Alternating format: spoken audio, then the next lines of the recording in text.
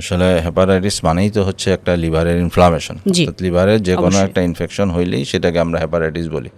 তো কমনলি আমরা যেটা চিন্তা করা হয় সেটা হচ্ছে ভাইরাল হেপাটাইটিস। এখন ভাইরাল হেপাটাইটিস ছাড়াও আরও অনেকগুলো হেপাটাইটিস আছে, যদি সেগুলো হয় তাহলে একরকম, আর কমনলি যেটা হয় আমাদের রোগীদের সাধারণত viral hepatitis A, B, C এবং ই, এই 4টি ভাইরাল হেপাটাইটিসই বাংলাদেশের জন্য কমন।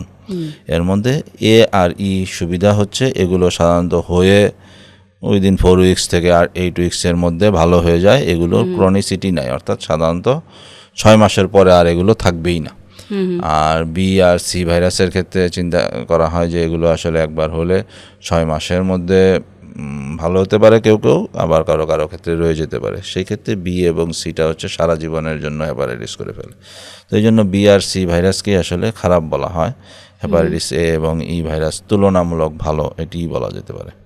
তো এই যে 4 ধরনের হেপাটাইটিসের কথা আপনি বলেছেন, এই 4 ধরনের ভাইরাল হেপাটাইটিসে মানুষ আসলে কিভাবে আক্রান্ত হতে পারে এবং আক্রান্ত না হওয়ার জন্য আসলে করণীয় কি? এর মধ্যে হেপাটাইটিস এ এবং ই, এই দুটি ভাইরাস আসলে আমাদের কাছে আসেই হচ্ছে ফিকো-ওরাল রুট।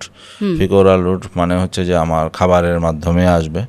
তো আমরা যদি বাইরের খোলা খাবার খাই কিংবা বাইরের যে পানি খাই, অথবা যদি হেপাটাইটিস এ এবং ই জীবাণুযুক্ত কোনো খাবার থাকে, পানিবাহিত হয়। এবং এখন যদিও এটা কমে গেছে, আমরা যদি খোলা জায়গায় মলমূত্র ত্যাগ করার যে ব্যাপারটা ছিল বাংলাদেশে আগে, যখন স্যানিটারি ল্যাট্রিন ছিল না, তখন এই জিনিসগুলো একটু বেশি হইতো।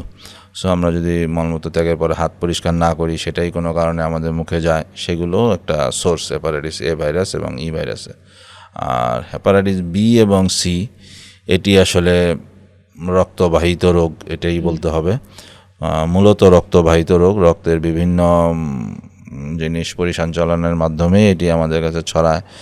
ইভেন যারা অতিরিক্ত আইভি ড্রাগ অ্যাবিউজ, অর্থাৎ বিভিন্ন ড্রাগ দিয়ে নেশা করে, ভেনের ভিতরে রগের ভিতরে সুই নেয়, তাদের মাধ্যমে ছড়ায়। একই ইঞ্জেকশন অথবা একই সুচ একাধিক ব্যক্তি ব্যবহার করলে হয়। অনিরাপদ যৌন সংস্পর্শের মাধ্যমেও এটি ছড়ায়। আরেকটি হচ্ছে মা থেকে বাচ্চাতে যেতে পারে। প্রেগনেন্ট অবস্থায় যদি মায়ের হেপাটাইটিস বি কিংবা সি থাকে, তাহলেও হেপাটাইটিস বি এবং সি হচ্ছে বাচ্চাতে, অনাগত শিশুর মধ্যে হচ্ছে যেতে পারে। আরেকটা হচ্ছে যে এখন এই ডায়ালাইসিসের রোগী যারা, কিডনির ফেইলারের জন্য ডায়ালাইসিস হতে থাকে যাদের, তাদের ক্ষেত্রেও ডায়ালাইসিস মেশিনের মাধ্যমে একজনের থেকে আরেকজনের এই হেপাটাইটিস বি এবং সি ভাইরাস ট্রান্সমিশন হতে পারে।